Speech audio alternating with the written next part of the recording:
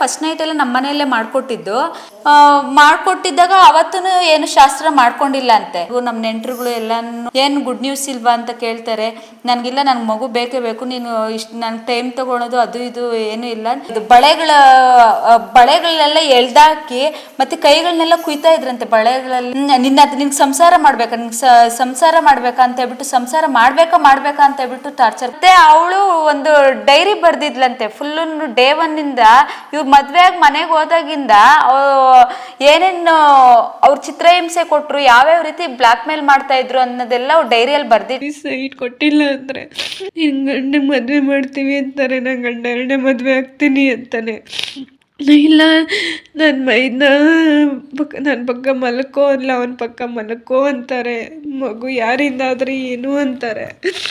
ನಾನು ಏನು ಮಾಡಲಿ ದೇವ್ರೆ, ನನಗೆ ಎಷ್ಟು ಹುಚ್ಚಿ ಥರ ಮಾಡಿಬಿಟ್ರು ದೇವ್ರೆ. ನಾನು ಹೇಳೋಣ, ನನ್ನ ಗಂಡನ ಮನೆಯಲ್ಲೇ ಉಣ್ಬೇಕು, ಅಲ್ಲೇ ಗುಂಡಿ ತೋಡಿ ಉಣ್ಬೇಕು. ಸರ್ ಮೇನ್ ಇದಂದ್ರೆ ಅವಳಿಗೆ ಗಂಡನ ಮೇಲೆ ಇದ್ದಂಥ ಹುಚ್ಚು ಪ್ರೀತಿ, ಅತಿಯಾದ ಪ್ರೀತಿ ಮಾಡ್ತಾ ಇದ್ಲು. ಅವಳ ಗಂಡನ್ನ ತುಂಬ ಇಷ್ಟಪಡ್ತಾ ಇದ್ಲು. ಪ್ರೀತಿ ಒಂದು, ಮತ್ತೆ ಇನ್ನೊಂದು ಆ ರೂಮಲ್ಲಿ ಇರೋ ವಸ್ತುಗಳೆಲ್ಲ ನಾವು ಅವ್ರ ಮನೆಯಿಂದ ಕೊಡ್ಸಿದ್ವಿ. ಬೀರು ಇರ್ಬೋದು, ಮಂಚ ಇರ್ಬೋದು, ಹಾಸಿಗೆ ಇರ್ಬೋದು, ಎಲ್ಲ ನಾವು ಕೊಡ್ಸಿದ್ವು. ಅವ್ರ ಮನೆಯಲ್ಲಿ ಯಾವ ರೀತಿ ಕಿರ್ಕುಳ ಕೊಡ್ತಾ ಇದ್ರು ಅಂತ ಹೇಳಿದ್ರೆ, ಮನೇಲಿ ಸೋಫಾ ಮೇಲೆ ಕುತ್ಕೊಳಕ್ ಹೋದ್ರು ಬಿಡ್ತಾ ಇರ್ಲಿಲ್ಲ ಅಂತೆ. ಅದೇನ್ ನಿಮ್ಮ ಅಪ್ಪನ ಮನೆಯಿಂದ ತಂದಿರೋದ, ನೀನೇನ್ ಅಲ್ಲಿ ಕುತ್ಕೊಂತೀಯ, ನೀನ್ ಕುತ್ಕೊಂಡ್ರೆ ಇಲ್ಲ ನೆಲದ ಮೇಲೆ ಕುತ್ಕೋಬೇಕು, ನೀನು ಇಲ್ಲಿ ಸೋಫಾ ಮೇಲೆ ಎಲ್ಲ ಕುತ್ಕೊಳಂಗಿಲ್ಲ ಅಂತ ಹೇಳೋದಂತೆ. ಆದ್ರಿಂದ ಅವಳು ತುಂಬ ಸಮಯ ನಾವು ಆಯಿತು ನೀವು ತಂದಿರೋ ವಸ್ತುಗಳ ಮೇಲೆ ನಾನೇನು ಕುತ್ಕೊಳ್ಳಲ್ಲ ಅಂತ ಹೇಳ್ಬಿಟ್ಟು ತುಂಬ ಕಾಲನ್ನು ಅವಳು ನಾವು ಏನು ಕೊಡ್ಸಿದ್ವಿ ಅದನ್ನ ರೂಮಲ್ಲಿ ಇತ್ತಲ್ವ, ಮಂಚ ಬೀರು ಇದೆಲ್ಲ. ಸರ್ ನಮ್ಮ ಮದುವೆಯಲ್ಲಿ ಒಡವೆಗಳು ಪ್ರತಿಯೊಂದು ಲಾಂಗ್ ಚೈನು, ನೆಕ್ಲೆಸ್ಸು, ಮತ್ತು ಓಲೆ 3-4 ಜೊತೆ ಕಿವಿ ಓಲೆ ಸೆಟ್ಟುಗಳು, ಮತ್ತು ಉಂಗುರಗಳು, ಮತ್ತು ಆ ಹುಡುಗನಿಗೆ ಒಂದು ಚೈನು, ಬ್ರಾಸ್ಲೆಟು, ಉಂಗುರ, ಮತ್ತು ದುಡ್ಡು ಎಲ್ಲ ಕೊಟ್ಟಿದ್ವಿ ಸರ್.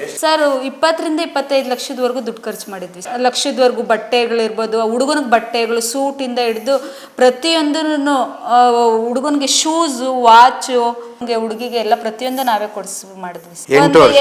8 ವರ್ಷ ಚಿಕ್ಕವ್ರು ಇರ್ಬೋದು, ನಾವು 4 ಜನದಲ್ಲಿ ಆ ಮಗು ಲಾಸ್ಟ್ನೇ. 8 ವರ್ಷ ಚಿಕ್ಕವರು ಸರ್. ನಮ್ಮ ಫಸ್ಟ್ ಟೈಮ್ ಮಾಡಿದ್ದು ಮಾರ್ಚಲ್ಲಿ, ಹಿಂಗೆ ಕ್ಯಾಶುಯಲ್ ಆಗಿ ನನಗೇನೆ ಫಸ್ಟ್ ಫೋನ್ ಮಾಡಿದ್ದು. ನಾನು ಸುಮ್ಮನೆ ಊಟ ಆಯ್ತಾ ಅಂತ ಯಾವಾಗಾದರೂ ಮಧ್ಯಾಹ್ನ ಟೈಮ್ ಕಾಲ್ ಮಾಡ್ತಾ ಇದ್ದೆ.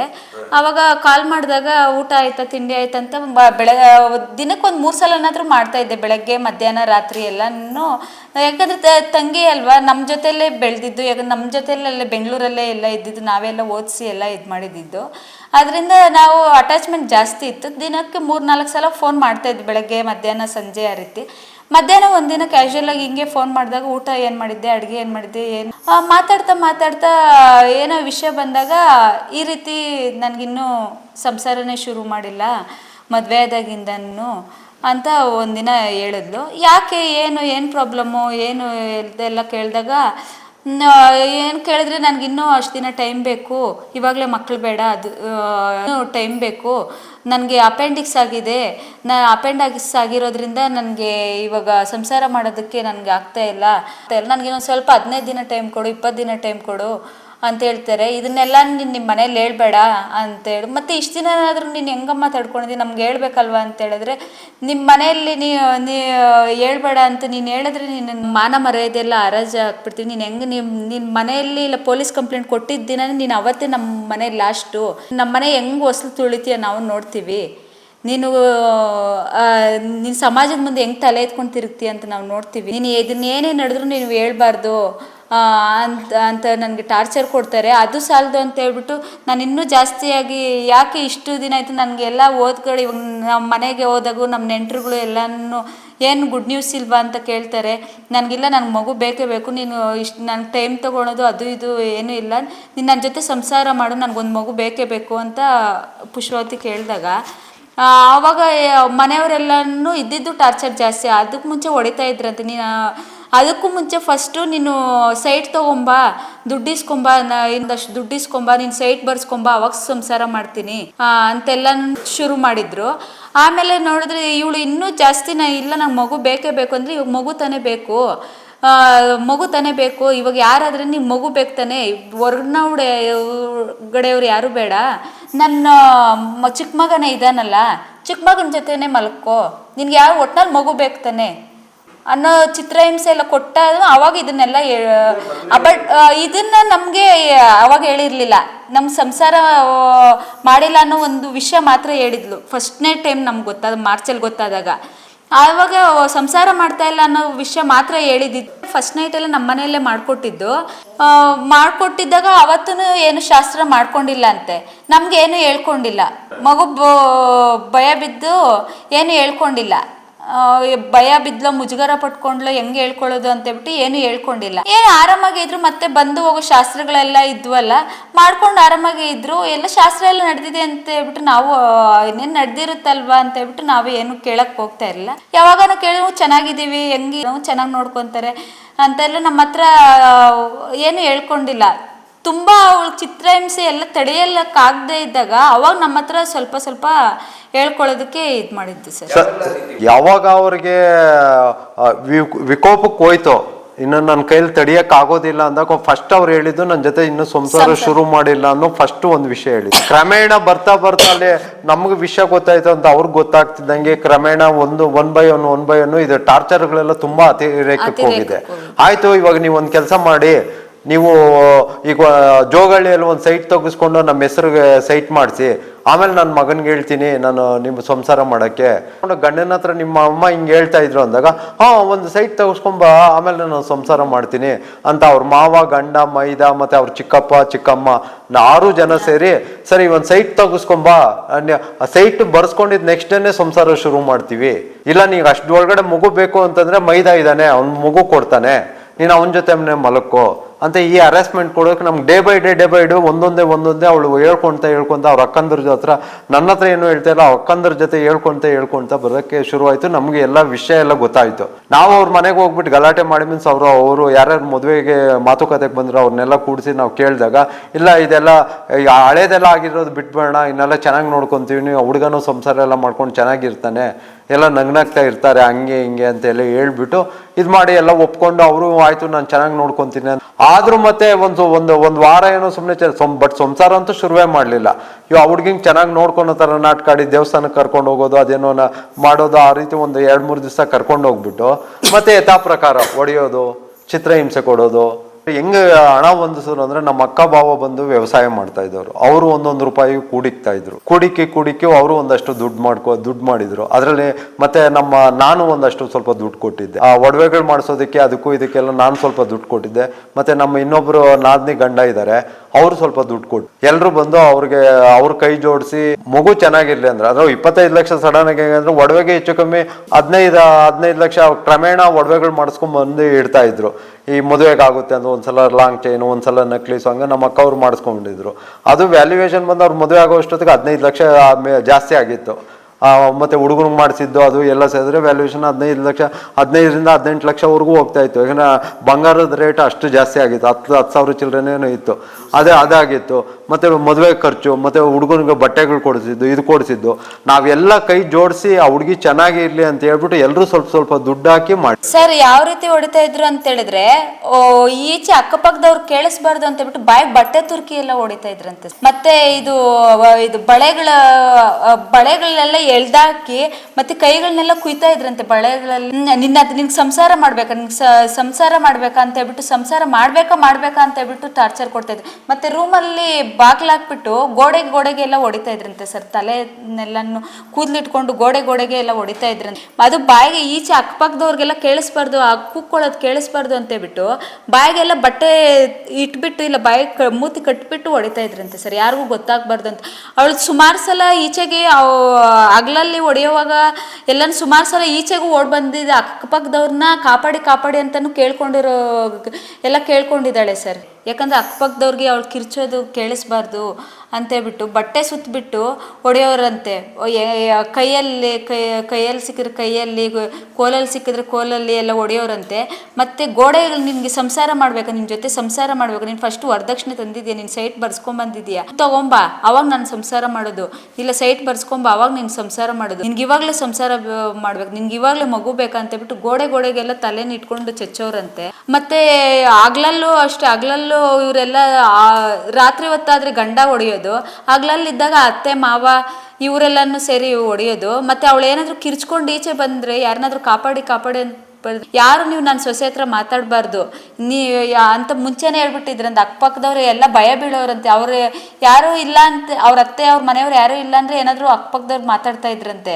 ಅವ್ರ ಅತ್ತೆ ಮನೆಯವರು ಗಂಡ ಯಾರಾದರೂ ಇದ್ರಂದ್ರೆ ಅಕ್ಕಪಕ್ಕದವ್ರು ಒಬ್ಬರು ಅವ್ರ ಜೊತೆ ಮಾತಾಡ್ತಾ ಇರಲಂತೆ. ಅವ್ರಿಗೆಲ್ಲ ಬೆದರಿಕೆ ಹಾಕಿದ್ರಂತೆ, ನೀವು ಯಾರು ಅಕ್ಕಪಕ್ಕದವ್ರು ನನ್ನ ಸೊಸೆ ಜೊತೆ ಮಾತಾಡಬಾರ್ದು, ಇವಳಿಗೂ ಅಷ್ಟೇ ನೀನು ಯಾರ ಹತ್ರನೂ ಅಕ್ಕಪಕ್ಕದವ್ರ ಹತ್ರ ಮಾತಾಡಬಾರ್ದು, ನಮ್ಮ ಸಂಸಾರದ ವಿಚಾರ ಯಾರ ಹತ್ರ ಈಚೆ ಬಂದಿದೆ ಅಂದರೆ ನಿನ್ನ ಅವತ್ತೇ ಮನೆಯಿಂದ ಆಚೆಗೆ ತಳ್ತೀವಿ ನಾವು. ಒಂದು ಚೂರು ನಿಮ್ಮ ಮನೆಯವ್ರಿಗೆ ಆಗಲಿ ಇಲ್ಲೇ ಆಗಲಿ.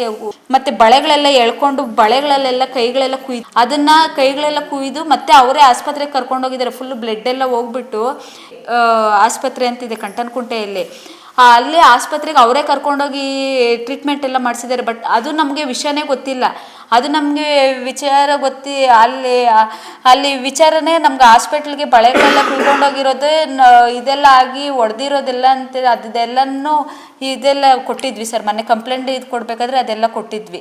ತುಂಬ ದಿನ ಊಟ ಮಾಡ್ತಾ ಇರಲಿಲ್ಲ ಅಂದರೆ ನಮಗೆ ವಿಚಾರ ಗೊತ್ತು. ಯಾಕೆ ಊಟ ಮಾಡ್ತಾ ಇರಲಿಲ್ಲ ಅಂತ ಹೇಳಿದ್ರೆ, ಒಂದಿನ ಊಟಕ್ಕೆ ವಿಷ ಕೊಟ್ಬಿಟ್ಟು ಇದು ವಿಷ ಹಾಕ್ಬಿಟ್ಟು ಕೊಟ್ಬಿಟ್ಟು ತಿನ್ನು ಅಂತ ಇದು ಮಾಡೋದಂತೆ. ಅವಳು ತಿನ್ನಲಿಲ್ಲ ಅಂತೆ ಊಟಕ್ಕೆ. ಇದು ನಮ್ಮ ತಂಗಿ ಹೇಳಿದ್ದು ಸರ್, ಇಲ್ಲಿ ಬಂದಮೇಲೆ ಗೊತ್ತಾಗಿದ್ದು ನಮ್ಗೆ ಸರ್. ಯಾಕೆ ಅಂತೇಳಿ ನಾವು ವ್ಯವಸಾಯಸ್ಥರಾಗಿರೋದ್ರಿಂದ ಅವ್ರ ಮನೇಲೂ ವ್ಯವಸಾಯ ಮಾಡ್ತಾ ಇದ್ದಿದ್ರಿಂದ ಯಾವುದಾದ್ರೂ ಕೀಟನಾಶಕಗಳು ನಾವು ಇವಾಗ ಹೊಲದಲ್ಲಿ ಏನಾದರೂ ರೋಗ ಬಾಧೆಗಳೆಲ್ಲ ಬಂದರೆ ನಾವು ಔಷಧಿಗಳೆಲ್ಲ ಹೊಡೆಯೋದಕ್ಕೆ ತಂದಿರ್ತೀವಲ್ಲ, ಅದು ಸ್ಮೆಲ್ ಆಬ್ವಿಯಸ್ಲಿ ವ್ಯವಸಾಯಸ್ಥರ ಮನೆ ಮಕ್ಕಳಿಗೆ ಎಲ್ಲರಿಗೂ ಗೊತ್ತಿರುತ್ತೆ. ಔಷಧಿಗಳು ಹೊಡೆದ್ರೆ ಯಾವ ರೀತಿ ಸ್ಮೆಲ್ ಇರುತ್ತೆ ಔಷಧಿಗಳ್ದೆಲ್ಲ ಅಂತ ಗೊತ್ತಿರುತ್ತೆ. ಹಂಗಾಗಿ ಆ ಔಷಧಿ ಸ್ಮೆಲ್ಲು ಆ ಹುಡುಗಿಗೆ ಒಂದಿನ ಊಟದಲ್ಲಿ ಸ್ಮೆಲ್ ಕಂಡಿದೆ. ಸ್ಮೆಲ್ಲು ಬಂದಾಗ ಊಟದಲ್ಲಿ ಅದು ಏನು ವಾಸನೆ ಒಂದು ಔಷಧಿ ಥರ, ಇದು ನಾವು ತೋಟಗಳಿಗೆಲ್ಲ ನಮ್ಮ ಮನೇಲಿ ಹೊಡಿತಾ ಇದ್ವಲ್ಲ ಅದೇ ರೀತಿ ಇದೆಯಲ್ಲ ಇದು ವಾಸನೆ ಅಂತ ಹೇಳ್ಬಿಟ್ಟು ಅವಳು ತಿಂದಿಲ್ಲ. ಎತ್ತು ಬೀಳಿಸ್ಬಿಟ್ಟಿದ್ದಾಳೆ, ತಟ್ಟೆನೇ ತಳ್ಬಿಟ್ಲಂತೆ. ಅವತ್ತು ತಿಂದಿಲ್ಲ. ಅವಳು ಮತ್ತೆ ಒಂದಿನ ಡೌಟ್ ಬಂದು ಇವಳು ತಿಂದೇ ಇದ್ದಿದ್ದಕ್ಕೆ ಅವ್ರ ಹತ್ರನೂ ಹೇಳಿಲ್ಲ, ಅವಳು ತಳ್ಬಿಟ್ಟು ಅವಳು ನನ್ಗೆ ಊಟ ಬೇಡ ಅಂತ ಹೇಳ್ಬಿಟ್ಟು ತಳ್ಬಿಟ್ಟು ಅವ್ರ ಹತ್ರನೂ ಹೇಳಿಲ್ಲ, ನಮ್ಮ ಹತ್ರನೂ ಹೇಳಿಲ್ಲ. ಆಮೇಲೆ ಏನ್ಮಾಡಿ ಅವಳು ಊಟ ಮಾಡಿದ್ರೆ ಮಾತ್ರ ಅವಳು ಊಟ ಮಾಡ್ತಾ ಇದ್ಲಂತೆ. ಅವರು ಅಡುಗೆ ಮಾಡಿದ್ರೆ ಅವಳು ಊಟನೇ ಮಾಡ್ತಾ ಇರಲಿಲ್ಲ ಅಂತೆ. ಕುತ್ಕೊಂಡು ಇವಳು ಜೊತೆಯಲ್ಲಿ ಕುತ್ಕೊಂಡು ಊಟ ಮಾಡಿದ್ರೆ ಅವ್ರ ಅತ್ತೆನೇ ಬಡಿಸ್ಬೇಕಾಗಿತ್ತಂತೆ. ನೀನು ಬಡಿಸ್ಬೇಡ ನಾನೇ ಬಡಿಸ್ತೀನಿ, ಇವಳೇ ಅಡುಗೆ ಮಾಡಿದ್ರು ನೀನು ಬಡಿಸ್ಬೇಡ ನಾನು ಬಡಿಸ್ತೀನಿ ಅಂತ ಅವ್ರ ಅತ್ತೆ ಇದು ಮಾಡ್ತಾ ಇದ್ಲಂತೆ. ಅದಕ್ಕೆ ಇವಳು ಊಟ ಮಾಡ್ತಾ ಇದ್ಲಂತೆ. ಅವರೆಲ್ಲ ತಿಂದಿದ್ದಾದ್ಮೇಲೆ ಅವ್ರ ಮುಂದೆನೇ ಇವಳಿಗೂ ಅದೇ ಬಡಿಸಿದ್ರೆ ಮಾತ್ರ ಇವಳು ಊಟ ಮಾಡ್ತಾ ಇದ್ಲಂತೆ. ಇಲ್ಲ ಫಸ್ಟೇನು ಒಳಗಡೆಯಿಂದ ಊಟ ಏನಾದ್ರು ತಂದು ಇಡೋಕೆ ಹೋದ್ರೆ ಅವಳು ಊಟ ಮಾಡ್ತಾ ಇರ್ಲಿಲ್ಲ ಅಂತ. ಸರಿ, ಗಂಡನಿಂದನೇ ಮುಖ್ಯವಾಗಿ ಸ್ಟಾರ್ಟ್ ಆಗಿರೋದು. ಹೆಂಗೆ ಅಂತಂದ್ರೆ ಅವನಿಗೆ ಯಾವಾಗ ದೈಹಿಕವಾಗಿ ಸಾಮರ್ಥ್ಯ, ಅವನಿಗೆ ಸಂಸಾರ ಮಾಡೋಕೆ ಶಕ್ತಿ ಇಲ್ಲದೆ ಇದ್ದಾಗ ಈಗ ಪ್ರಾಬ್ಲಮ್ಸ್ ಎಲ್ಲ ಒಂದೊಂದು ಅದನ್ನು ಮುಚ್ಚಿಡೋದಕ್ಕೆ ಹೊಡೆಯೋದು, ಇಲ್ಲ ನನಗೆ ಇನ್ನೇನು ಸ್ವಲ್ಪ ನೈಸಾಗಿ ಮಾತಾಡ್ಬೇಕಂದ್ರೆ ನಂಗೆ ಟೈಮ್ ಕೊಡು, ನನಗೆ ಆಪ್ರೇಷನ್ ಆಗಿದೆ ಈಗ ಸಂಸಾರ ಮಾಡೋಕ್ಕಾಗಲ್ಲ, ನಂಗೆ ಒಂದು ವಾರ ಟೈಮ್ ಕೊಡು, 15 ದಿವಸ ಟೈಮ್ ಕೊಡು. ಮಿಕ್ಕಿದ ಎಲ್ಲ ಕೆಲಸ ಮನೆಯಲ್ಲಿ ಅವು ಮಾಡೋರು ಅಂತೆ. ಅಡುಗೆ ಮಾಡೋದಕ್ಕೆ ಹೆಲ್ಪ್ನಿಂದ ಹಿಡ್ದು ಅವ್ರ ತಾಯಿಗೆ ಹಾಲು ಕರಿಯೋದ್ರಿಂದ, ಹಸುವಲ್ಲಿ ಹಾಲು ಕರಿಯೋದ್ರಿಂದ ಹಿಡಿದು, ತೋಟದಲ್ಲಿ ಹೋಗ್ಬಿಟ್ಟು ವ್ಯವಸಾಯ ಮಾಡೋದ್ರಿಂದ ಹಿಡಿದು, ಫ್ಯಾಕ್ಟ್ರಿಗೆ ಹೋಗಿ ಕೆಲಸ ಮಾಡೋದ್ರಿಂದ ಹಿಡಿದು ಎಲ್ಲ ಕೆಲಸ ಮಾಡ್ತಾ ಇದ್ದಂತೆ. ಸಂಸಾರ ಒಂದು ಮಾಡ್ತಾ ಇರ್ಲಿಲ್ಲ. ಇವ್ರಿಗೇನು ಇದೆಯೋ ಗೊತ್ತಿಲ್ಲ, ಅದು ಅವ್ರ ಹೆಂಡತಿ ಹೇಳಿದ್ರೆ ಮಾತ್ರ ಗೊತ್ತಾಗುತ್ತೆ, ಬೇರೆಯವ್ರಿಗೆಲ್ಲ ಹೆಂಗ್ ಗೊತ್ತಾಗುತ್ತೆ ಅನ್ನೋ ಒಂದು ಮಾತುಗಳು ಬಂದು. ಮತ್ತೆ ಇನ್ನೊಂದು ಯಾವ ಲೆವೆಲ್ ಟಾರ್ಚರ್ ಹೋಗಿದೆ ಅಂತಂದ್ರೆ, ಗಂಡನಿಗೆ ಹೇಳ್ಕೊಟ್ಟವ್ರೆ ಹೆಂಗೆ ಅಂತಂದ್ರೆ, ನಾನು ಮೊಬೈಲ್ ರೆಕಾರ್ಡ್ ಮಾಡ್ತೀನಿ, ನೀನು ನಾನು ಸತ್ತೋಗ್ತಾ ಇದ್ದೀನಿ, ನಾನು ಅದಕ್ಕೆ ಇಲ್ಲಿ ಇರಕ್ಕಾಗ್ತಾ ಇಲ್ಲ, ನನ್ಗೆ ಇಷ್ಟ ಇಲ್ದಿರ ಮದುವೆ ಮಾಡ್ಬಿಟ್ಟವ್ರೆ ಇವ್ರು, ಅಂದ್ರೆ ಯಾರು ಇಲ್ಲ, ನಾನು ಈಗ ಸತ್ತೋಗ್ತಾ ಇದ್ದೀನಿ, ನನ್ನ ಸತ್ರ ನನ್ನ ಇದಕ್ಕೆ ನಾನೇ ಕಾರಣ, ನನ್ನ ಸಾವಿಗೆ ನಾನೇ ಕಾರಣ ಅಂತ ಹೇಳ್ಬಿಟ್ಟು ಮೊಬೈಲ್ ಆನ್ ಮಾಡ್ಕೊಂಡು ನೀನು ಹೇಳು ಅಂದ್ಬಿಟ್ಟು ಎಲ್ಲರೂ ಹಿಂಸೆ ಮಾಡವ್ರೆ. ಒಂದ್ ದಿವಸ ಪ್ರೂಫ್ ಆಮೇಲೆ ಅವ್ರ ಪ್ರೂಫ್ ಇಟ್ಕೊಳೋದಕ್ಕೆ ಆ ಹುಡುಗಿ ಯಾವಾಗ್ಲೂ ಹಿಂಗೆ ಹೇಳ್ತಾ ಇದ್ಲು, ನಮ್ಮ ಮುಂದೆ ಹಿಂಗೆ ಹೇಳ್ತಾ ಇದ್ಲು, ಅವಳೇ ಆತ್ಮಹತ್ಯೆ ಮಾಡ್ಕೊಂಡು ಅವಳೇ ಆತ್ಮಹತ್ಯೆ ಮಾಡ್ಕೊಂಡು ಸತ್ತೋಗಿದ್ದಾಳೆ ಅನ್ನೋ ಒಂದು ಬಿಂಬಿಸೋದಿಕ್ಕೆ ನೀನು ಹಿಂಗೆ ಹೇಳು ಅಂದ್ಬಿಟ್ಟು, ಅದು ಇಲ್ಲಿ ಬಂದ್ಮೇಲೆ ಈ ವಿಷಯಗಳೆಲ್ಲ, ಕೆಲವು ವಿಷಯಗಳೆಲ್ಲ ಬಾಯ್ಬಿಟ್ಟಿದ್ದಾಳೆ ಪುಷ್ಪಾವತಿ. ಅಲ್ಲಿದ್ದಾಗೆ ನಮ್ಗೆ ಅವಳೊಬ್ಳೇ ನರಕ ಅನುಭವಿಸಿದಾಳೆ. ಏನೇನಾಯ್ತು ಏನೇನಾಗಿಲ್ಲ ಅಂತ ಎಲ್ಲ ನಡೆದು ಇಲ್ಲಿ ಬಂದಾದ್ಮೇಲೆ ಇಲ್ಲಿ ನಾವು ಮನೆಗೆ ಕರ್ಕೊಂಡ್ಬಂದು FIR ಮಾಡಿಸಿ ಮನೆಗೆ ಕರ್ಕೊಂಡ್ಬಂದ್ವಲ್ಲ, ಒಂದೊಂದು ವಿಷಯನೇ ಅವ್ರ ತಾಯಿ ಹತ್ರ ಮತ್ತೆ ಅಕ್ಕಂದ್ರ ಹತ್ರ ಎಲ್ಲ ಒಂದೊಂದು ವಿಷಯನೇ ಶೇರ್ ಮಾಡ್ಕೊಂಡು ಬಂದಿದ್ದಾಳೆ. ಅವತ್ತು ಹಿಂಗಾಯ್ತು, ಇವತ್ತು ಹಿಂಗಾಯ್ತು, ಹಿಂಗ್ ಕಾಟ ಕೊಡ್ತಿದ್ರು, ಹಂಗ್ ಕಾಟ ಕೊಡ್ತಾ ಇದ್ರು. ಮತ್ತೆ ಇನ್ನೊಂದು ಅವಳು ತುಂಬಾ ಇದು ನನ್ಗೆ ಜೀವನನೇ ಬೇಡ ಅನಿಸ್ಬಿಟ್ಟಿದೆ, ಈ ಸಮಾಜದ ಮುಂದೆ ಇದನ್ನ ನಪುಂಸಕ ಅನ್ನೋದು ಹೇಳ್ಕೊಳಕ್ಕೂ, ನನ್ನ ಜೀವನದಲ್ಲಿ ಬಂದಿದ್ದಾನೆ ಅಂತ ಹೇಳ್ಕೊಳ್ಳೋದಕ್ಕೂ ಆಗಲ್ಲ. ಆ ರೀತಿ ಸಮಾಜದ ಮುಂದೆ ನಾನು ಹೆಂಗೆ ನಾನು ಬಾಳ್ಬೇಕು ಅನ್ನೋದು, ಮತ್ತೆ ಮನ್ಸಿಗೆ ತುಂಬಾ ಹಿಂಸೆ ಪಟ್ಕೊಂಡ್ಬಿಟ್ಟಿದ್ಲು ಸರ್. ಮತ್ತೆ ಅವಳು ಒಂದು ಡೈರಿ ಬರ್ದಿದ್ಲಂತೆ ಫುಲ್ಲು ಡೇ 1 ಇಂದ ಇವ್ರು ಮದ್ವೆ ಆಗಿ ಮನೆಗೆ ಹೋದಾಗಿಂದ ಏನೇನು ಅವ್ರ ಚಿತ್ರಹಿಂಸೆ ಕೊಟ್ರು, ಯಾವ್ಯಾವ ರೀತಿ ಬ್ಲಾಕ್ ಮೇಲ್ ಮಾಡ್ತಾ ಇದ್ರು ಅನ್ನೋದೆಲ್ಲ ಅವ್ರು ಡೈರಿಯಲ್ಲಿ ಬರ್ದಿಟ್ಟಿದ್ಲಂತೆ. ಆ ಡೈರಿಯನ್ನ ಅವರು ಇವಳು ಗೊತ್ತಿಲ್ಲದೆ ಇರಾಗ ಅವಳು ಸ್ನಾನಕ್ಕೆ ಹೋದಾಗ ಡೈರಿನ ಹುಡುಕ್ಬಿಟ್ಟು ಎತ್ಕೊಂಡ್ಬಿಟ್ಟು ಅವಳು ನನ್ನ ಡೈರಿ ಕೊಡಿ, ನನ್ನ ಪರ್ಸನಲ್ ಡೈರಿ ನೀವು ತಗೊಂಡಿದ್ದೀರಾ ಕೊಡಿ ಅಂತ ಹೇಳಿದ್ರೆ ಚೆನ್ನಾಗಿ ಹೊಡೆದು ಬಿಟ್ಟಿದ್ರಂತೆ ಸರ್. ಆ ಡೈರಿನೂ ಅವ್ರ ಕಿತ್ಕೊಂಡ್ಬಿಟ್ಟಿದ್ರು. ಅದು ಅವಳು ಆ ಡೈರಿದು ಫೋಟೋಗಳೆಲ್ಲನೂ ಮೊಬೈಲಲ್ಲಿ ತಗೊಂಡಿದ್ಲಂತೆ. ಅವಳು ಬರ್ದಿರೋದು ಫೋಟೋಗಳೆಲ್ಲ ತಗೊಂಡು ಅವಳು ಗೂಗಲ್ ಡ್ರೈವಲ್ಲಿ ಸೇವ್ ಮಾಡಿ ಇಟ್ಕೊಂಡಿದ್ರಂತೆ. ಇದ್ರ ಮೊಬೈಲಲ್ಲಿ ತೆಗ್ದಿರೋದನ್ನ ಅದು ನೋಡ್ಬಿಟ್ಟಿದ್ದಾರೆ. ಅದನ್ನೆಲ್ಲ ಮೊಬೈಲ್ ಅಲ್ಲಿ ಎಲ್ಲ ಡಿಲೀಟ್ ಮಾಡ್ಬಿಟ್ಟು ಸರ್ ಅದು ಹೆಂಗ್ ಮಾಡಿದ್ರು, ಇವ್ರಿಗೊಂದ್ಸಲ ಚೆನ್ನಾಗಿ ಹೊಡೆದು ಹುಷಾರಿಲ್ಲ ಅಂತ ಇದ್ ಮಾಡಿದಾಗ ಆ ಮೊಬೈಲ್ ತಗೊಂಡೋಗಿ ಫ್ಲಾಶ್ ಮಾಡಿಸಿದ್ದಾರೆ. ಆ ಮೊಬೈಲ್ ಅಲ್ಲಿ ಇರೋದೆಲ್ಲ ಸಿಸ್ಟಮ್ ಅಲ್ಲಿ ಫ್ಲಾಶ್ ಮಾಡಿದ್ದಾರೆ, ಅವರೇ ಡಿಲೀಟ್ ಮಾಡಿಲ್ಲ. ಸಿಸ್ಟಮ್ ಅಲ್ಲಿ ಫ್ಲಾಶ್ ಮಾಡಿ ಕಾಂಟ್ಯಾಕ್ಟ್ಸ್, ಫೋಟೋಸ್, ವಿಡಿಯೋಸ್ ಎಲ್ಲ ಇತ್ತು, ಎಲ್ಲ ಡಿಲೀಟ್ ಮಾಡ್ಬಿಟ್ಟಿದ್ದಾರೆ ಸರ್. ಗೂಗಲ್ ಡ್ರೈವ್ ಅಲ್ಲಿ ಸಿಕ್ತು, ಒಂದಷ್ಟು ಫೋಟೋಸ್ ತಗೊಂಡಿದ್ರಂತೆ, ಸಿಕ್ಕಿದೆ ಸರ್. ಅದು ನಾವು ಪೊಲೀಸ್ನವ್ರಿಗೂ ಕೊಟ್ಟಿದೀವಿ. ಮತ್ತೆ ಅವರು ಬ್ಯಾಗಲ್ಲೂ ಕೆಲವೊಂದು ಸಿಕ್ಕಿತ್ತಂತೆ, ಅದೆಲ್ಲ ನಮ್ಗೇನು ಪೊಲೀಸ್ನವರು ತೋರಿಸ್ಲಿಲ್ಲ. ಅವ್ರ ಹತ್ರ ಎಲ್ಲ ಇದೆ ಅಂತ. ಅಲ್ಲ, ಸತ್ತಾಗ ಅಲ್ಲಿ ಬ್ಯಾಗ್ ಸಿಕ್ಕಿದಾಗ ಬ್ಯಾಗ್ ಅಲ್ಲಿ ಕೆಲವು ಡಾಕ್ಯುಮೆಂಟ್ಸ್, ಡೆತ್ ನೋಟ್ಸ್ ಎಲ್ಲ ಬರ್ದಿರೋದೆಲ್ಲ ಬ್ಯಾಗ್ ಅಲ್ಲಿ ಇದ್ದು ಪೊಲೀಸರು ರಿಕವರಿ ಮಾಡ್ಕೊಂಡಿದ್ದಾರೆ. ಬಟ್ ಆ ಲೆಟರ್ಸ್ ನಮಗ್ ತೋರಿಸ್ಲಿಲ್ಲ ಪೊಲೀಸ್.